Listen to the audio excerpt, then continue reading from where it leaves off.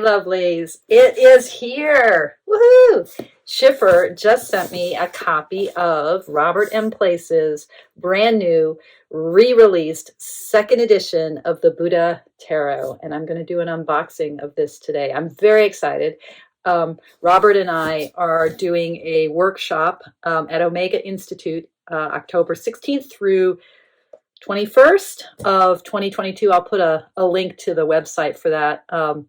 It's going to be awesome. It'll be Robert talking about the deck, walking us all through the deck, doing exercise with it, alongside me talking about Buddhism and tarot as well, both from the perspective of his deck and also from my perspective, and then some mindfulness meditation and some practice together and one-on-one tarot consultations and lots of time to play with the cards and to play with our bodies and hearts and minds in a meditative and energizing environment at Omega Institute in Rhinebeck, New York, which is just one of the most beautiful places in this country. And October, beautiful time of year, the foliage turning, the days crisp but still sunny. Very excited.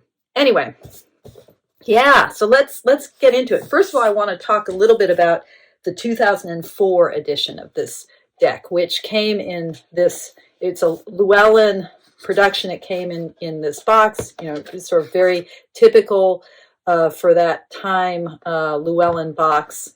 Really nicely produced deck. It's been out of print for a long time, and inside the whatchamacallit, the box as it came, there was a little pouch, which I don't still have, and then the deck came in this box, and the deck was very nice Llewellyn cardstock, you know, sort of semi-glossy. The backs look like this, you know, and it's that beautiful illustrative style of Robert Place's. Oh, look at that. Wonderful. Lord Mara, the devil. Beautiful, beautiful colors. And then each of the suits representing one of the Buddha families, and differently colored, right? Tied in to very much into Waite Smith understanding of the pips, with the court cards reflecting, however, Buddhist cosmology, and this is an extra spread card.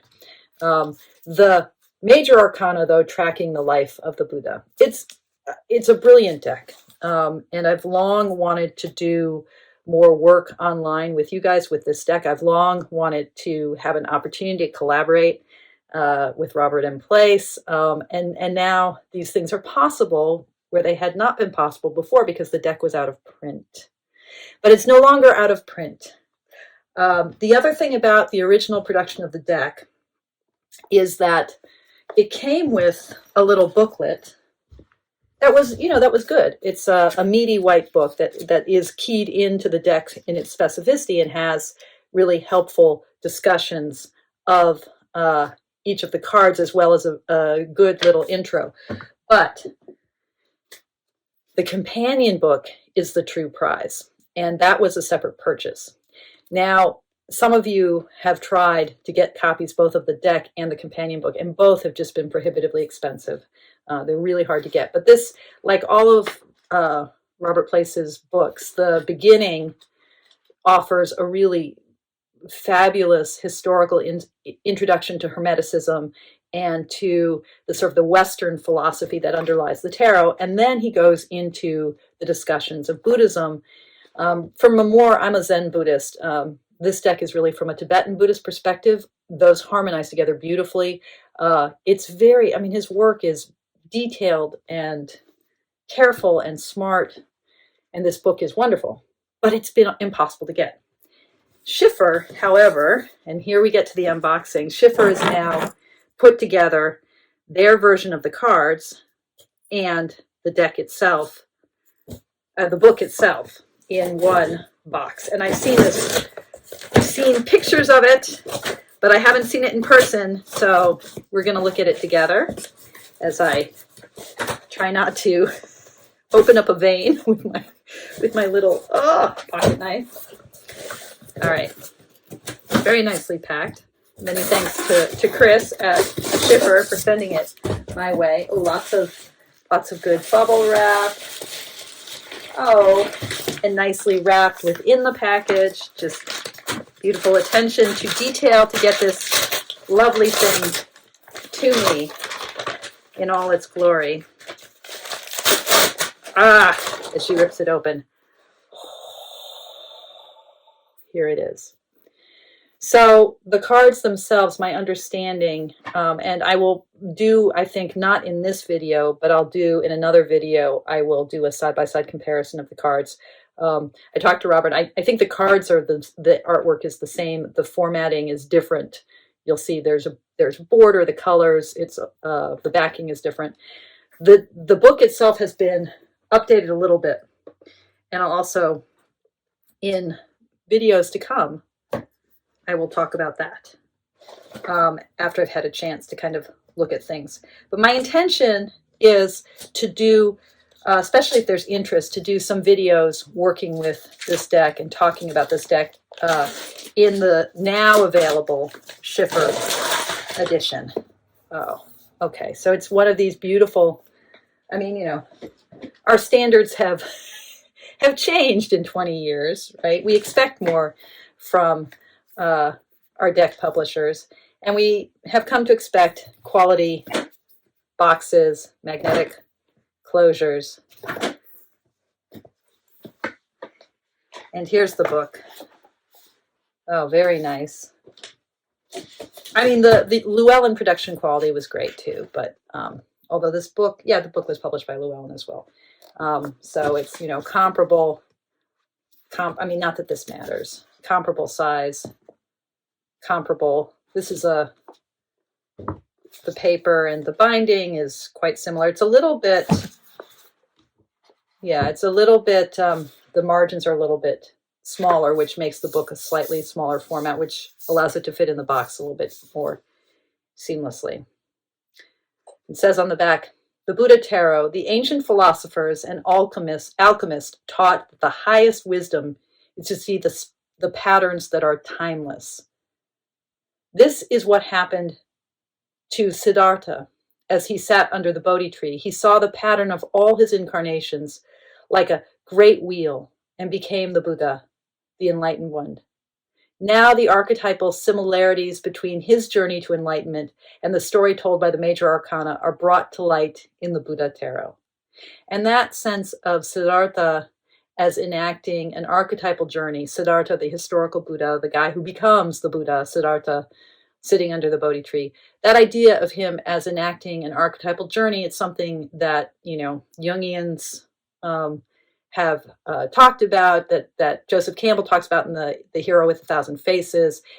This is a familiar notion of Siddhartha's journey as archetypal, but what makes Robert Place's Buddha Tarot a unique deck and an important deck is that he really worked it through. And he worked it through because I think in all his decks, I mean, he just has a deep understanding of archetype, a deep understanding of the allegorical structure of human stories, human myths, whether it's, you know, the vampire myth from Bram Stoker, or the stories of the Catholic saints, or of angels, or, you know, thinking about 17th century alchemy. I mean, this is what he does, and he does more cogently and precisely and carefully than anyone else, any other tarot artist or tarot scholar. By viewing the tarot as a mandala, this is near and dear to me, you guys, the tarot as a mandala, with the four suits representing the four cardinal directions and the trumps as the sacred center, right? That 4 + 1, that fifth at the center. You can use this deck to change your consciousness and progress toward individuation. That very important Jungian term, individuation. This idea of fully actualizing our selfhood beyond the small self of ego to the large trans individual self, right? But through the framework of our own life, our own karma, our own reality. No two of us individuate the same way. With this deck, you will understand how the practice of divination itself prods us toward the realization that all is one as you begin to communicate with the unconscious and bring its wisdom into consciousness. And that's really Robert Place's vantage point. It's also my vantage point that the tarot is ultimately about individuation, about our bringing into the light that which is in shadow, about us rendering into consciousness what we hold only dimly. And in doing so, touching down into the sacred well of wisdom. Okay, that's his book. And these are the cards. Oh, these are beautiful. You know, I've talked some smack about Schiffer cardstock, but they've really upped their game. These are, you know, they're still a little thick and cardboardy in some ways, but they're large format and they're beautiful with the what do I want to say? The title on the side and this background. So, and substantially, the image is substantially larger, right? So these are really cards that allow us to dive into the imagery, to really use these in a meditative way. Wow. The colors really pop with these black backgrounds. So, you know, I'll do a full side-by-side comparison of these cards with the original. The cardstock, you know, Schiffer isn't always the best with cardstock, so they tend toward more cardboardy, but these are not, they're not glossy, they're nice and matte, and they're flexible. What I love about these cards is the colors are gorgeous, and the decision to have these black borders and this brilliant red backing just makes everything pop. You know, it's the size of the imagery and the offsetting of the black makes these just beautiful and really meditative, you know.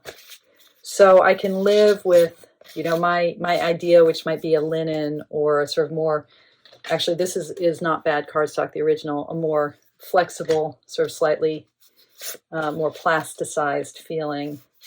That might be my ideal cardstock, but the way the artwork shows on these and the matte quality, which really makes them feel like sacred documents in a way. You know, I feel like I'm working with real works of art. And just look at that hand. You know, so it just is beautiful. It's beautiful. It's going to be a beautiful deck to work with, I can tell.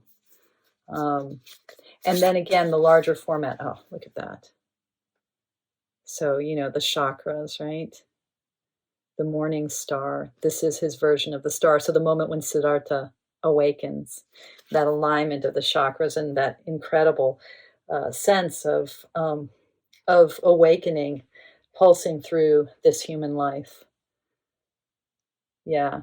So, you know, I can tell that the larger format and the sense of this being kind of more like a, you know, 78 works of art in my hand is going to help this deck really do its task of helping us grow, helping us use the tarot as a tool for awakening. Okay, more in the weeks to come. Feel free to reach out to me if you have any questions about the workshop we're doing at Omega. And stay tuned for more discussion of Buddhism and tarot and of Robert M. Place's Buddha Tarot deck, which out, you know, Schiffer, February 2022. I think it's available in stores or should be available through pre-order even as we speak. And just even for the book alone, it's worth it. The book is great. All right, y'all. Take good care. And as always, thank you so much for your practice.